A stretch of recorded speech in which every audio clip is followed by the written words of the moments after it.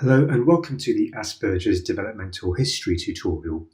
So in this particular station, candidates are expected to ask relevant questions within 7 minutes, taking a developmental history. And as information starts to come out from the mother, to start to then focus the questioning to really bring about the developmental problems associated with Asperger's syndrome. So this is how I attempted to structure this particular station. And obviously in the introduction and setting the scene, we needed to use empathic statements to help the rapport building going. But also in terms of setting the scene, it's one of the strategies that I was taught was to use a sentence such as, and I'd just like to ask him questions to ask about his development really. And so I'd like to ask you questions really starting from when you first gave birth to him all the way up until how he is at the moment. And that's a good way of just setting the scene and structure out for the rest of the scenario. So I then moved on to starting with childhood, so obviously starting with the pregnancy and whether there were any complications there, any complications in the delivery, or whether the baby had to go to the special care baby unit, for example. Another trick you can use there as an open question is to ask if there are any other siblings in the family and how this particular child's developed compared to his or her siblings, and the mother can then start to then comment on any specific motor or language issues that she'd noticed. Otherwise, we can just start off with the open question of, and have you noticed any issues around his development? And then obviously you can then start to ask more focused questions after that. So asking a question about what age the baby first smiled.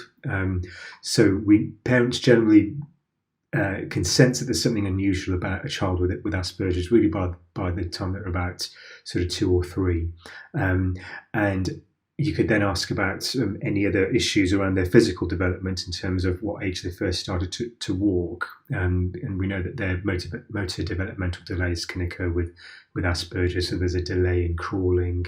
They can crawl, but then there's a delay in walking. And they're also quite clumsy, and those can be first indicators of the disorder. And so the parent might notice there are issues that he can't pedal a bike as well as his siblings could, or can't catch a ball, or can't really climb on outdoor play equipment, for example. And then moving on to the aspects of the speech. So as you know, children with Asperger's syndrome retain their early language skills, but the parent might notice that the child is speaking in an overly formal manner, or quite monotonous, or taking big figures of speech quite literally.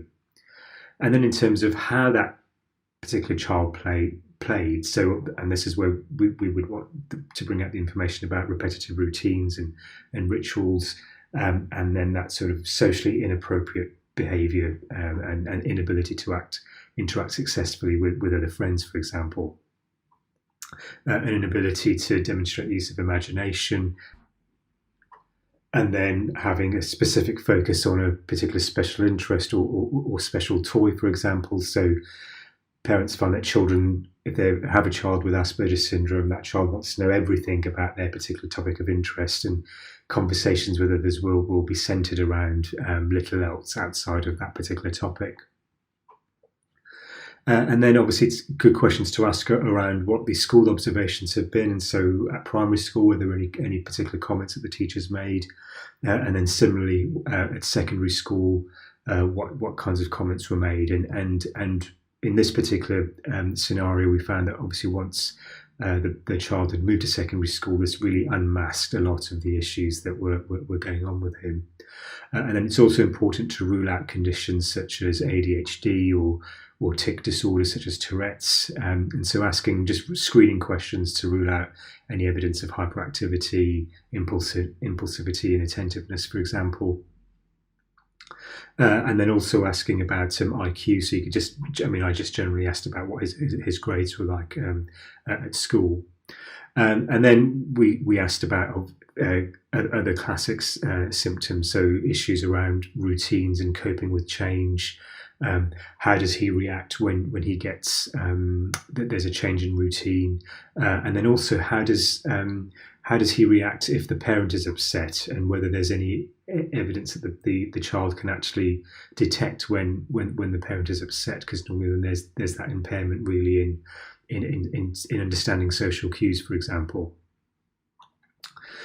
In terms of the past medical history, we just need to briefly screen for any evidence of deafness or epilepsy, and then also just screen for any issues such as depression or anxiety that we know can develop, certainly in young adulthood with patients who have a diagnosis of Asperger's syndrome.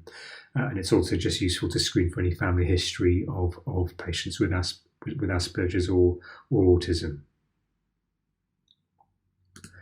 And then moving on to some of the relevant script lines for this particular station. Now, if you've already seen the autism tutorial, you'll have seen some of the questions there that we can also use for this particular station. So you can supplement some of these lines with that tutorial. Similarly, with the ADHD stations, you can take some questions from the script lines there to screen out symptoms of ADHD. But what I really just wanted to focus on with these particular script lines were the opening, setting the scene, where we could use that situation where we're going, I've got some information about your son, William, and understand that you have some concerns about him. And as part of this assessment, I'd just like to ask you about his development from when you first gave birth to him up until the present day. And then just you can start to then ask the questions if you want to in a chronological way from that, obviously. So, were there any complications with your pregnancy with William? Does he have any siblings? How did his development compare with them? And then, what age did he first smile? And obviously, what age did he first start to walk? Which we've covered. Did you notice anything about his physical development? How did he play? Did the teachers comment on how he was at school? And so you can use that both for primary and secondary school.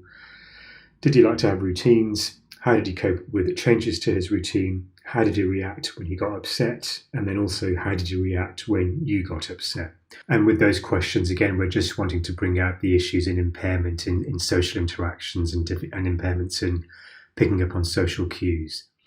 So I hope those script lines are useful for you. And as I said, just do look at these in conjunction with the script lines in the autism tutorial, as well as the ADHD tutorial, to help you navigating through stations like this. So I hope this particular station has been useful for you. Good luck with it, and I will see you in the next tutorial.